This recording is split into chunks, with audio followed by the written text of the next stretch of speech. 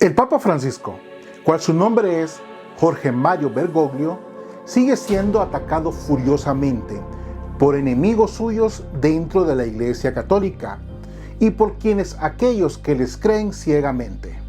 También, dejándose engañar, forman un criterio erróneo del Papa Francisco. Muchos católicos dicen o les han querido infundir de que el Papa Francisco no es el Papa, que el verdadero es Joseph Ratzinger, o sea, Benedicto XVI, y que el Papa Francisco es un antipapa. Y así un par de tonteras más. Lo que sí te aseguro es que después de que veas este video, tú decidirás hacia dónde quieres irte, hacia el cielo o hacia el infierno. Damos inicio.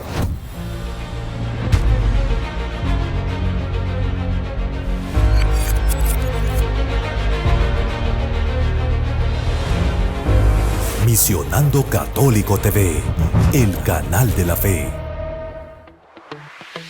Gracias por estar aquí. Política y Fe. Política y Fe. Antes de continuar, da clic a la campanita y suscríbete a nuestro canal.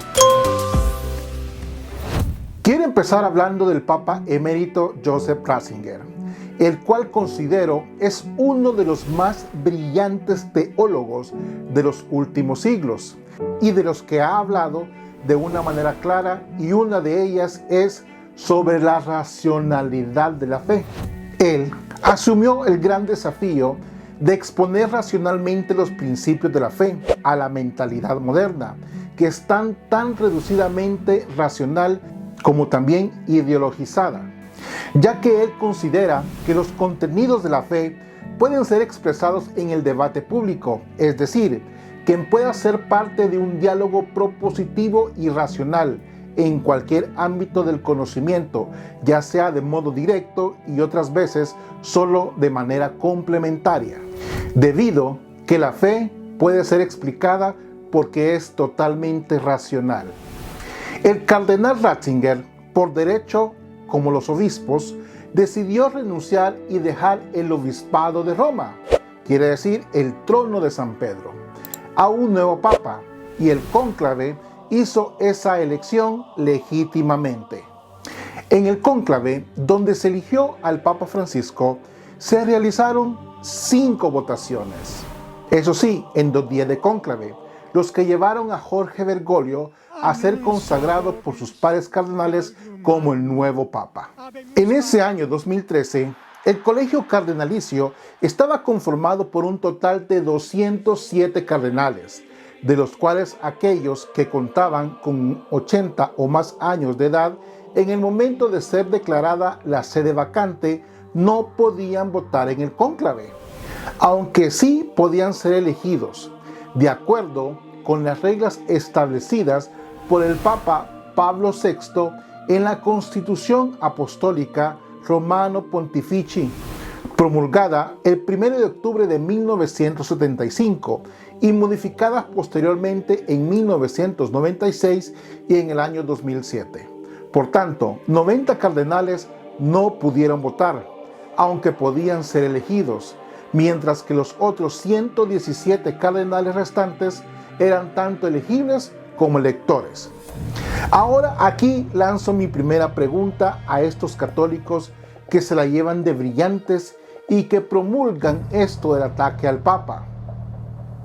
¿Tú crees que estos 117 cardenales fueron manipulados? ¿Tú crees que todos estos cardenales, que son personas preparadas académicamente, con grados universitarios y a niveles superiores, no tuvieron la capacidad de poder pensar y discernir su voto? Y aparte de esto, te recuerdo que la elección del Papa es una cuestión del Espíritu Santo. Si estás en contra del Papa Francisco, también estás en contra del Espíritu Santo, y eso se llama blasfemia. Cuando desprecian la guía del Espíritu Santo, deberían recordar lo que Jesús dijo sobre el no perdón a quienes pecan contra Él. Se olvidan que Jesús prometió estar siempre con su iglesia y actúan como si Jesús se hubiera alejado de ella. Inaceptable conducta. Quienes atacan al Papa tratándolo de impostor o de venir de una elección inválida, se olvidan de algo que la Iglesia nos enseña, y es la acción del Espíritu Santo, a quien los antifrancisco evaden vergonzosamente. En el Evangelio de Mateo, capítulo 12, versículo 32, dice lo siguiente: todo pecado y blasfemia se perdonará a los hombres, pero la blasfemia contra el Espíritu Santo no será perdonada, y al que diga una palabra contra el Hijo del Hombre se le perdonará, pero al que la diga en contra del Espíritu Santo no se le perdonará en este mundo ni en el otro. Palabra del Señor. Es muy preocupante los ataques y sobre todo el desprecio con que se ataca al Papa Francisco, y se hace en base de argumentos fácilmente rebatibles para quienes quieran honestamente escuchar o leer, no para aquellos fanáticos que se la llevan de muchos que se dan golpes en el pecho. No se dan cuenta de que atacan pasando sobre el derecho eclesiástico, sobre la tradición de 2000 años, por personas que no conocen en lo más mínimo lo que todo esto conlleva. Y algunos otros desvirtúan de mala fe aquello que es el gobierno de la Iglesia. Esto, en resumen, se llama ignorancia. Un creyente católico no puede opinar sobre la persona del Papa Francisco o de quien sea, pero si lo hace, debe hacerlo en base a la razón, la verdadera información y no a injurias y chismes, o peor aún, de acusaciones infames carentes de fundamento.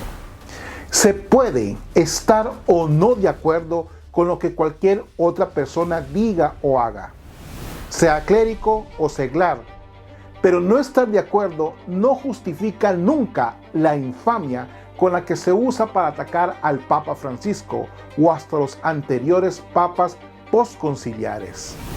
Esta guerra injusta contra el Papa Francisco, y digo injusta porque él no está ahí para poder defenderse, aparte de que no tiene otra explicación cristiana, más que ser una obra del demonio. Y quienes lo hacen son más creyentes del demonio que del propio Jesucristo. Constantemente al Papa Francisco se le inventan faltas, errores graves, se distorsionan sus acciones como las que hace en favor de la convivencia de las religiones. Cualquier cosa para ellos es motivo de ataques. También se ofuscan y no pueden entender la prudencia con la que el Papa Francisco trata a quienes no son cristianos. También se le acusa de aceptar la compañía de pecadores, cuando se les olvida que el propio Jesús así lo hizo. Se le adjudican palabras que nunca ha dicho, muchas veces proveniente de terceras personas.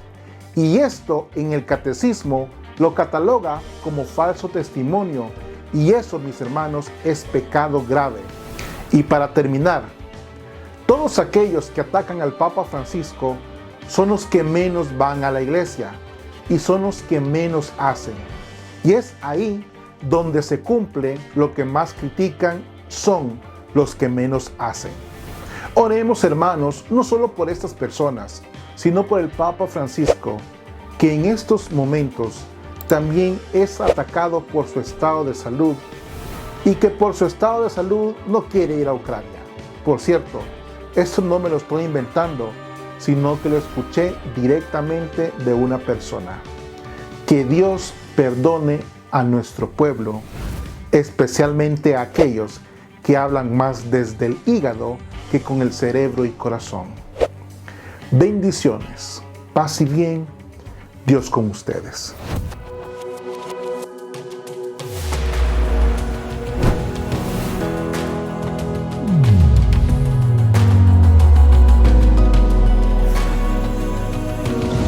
Misionando Católico TV, el canal de la fe.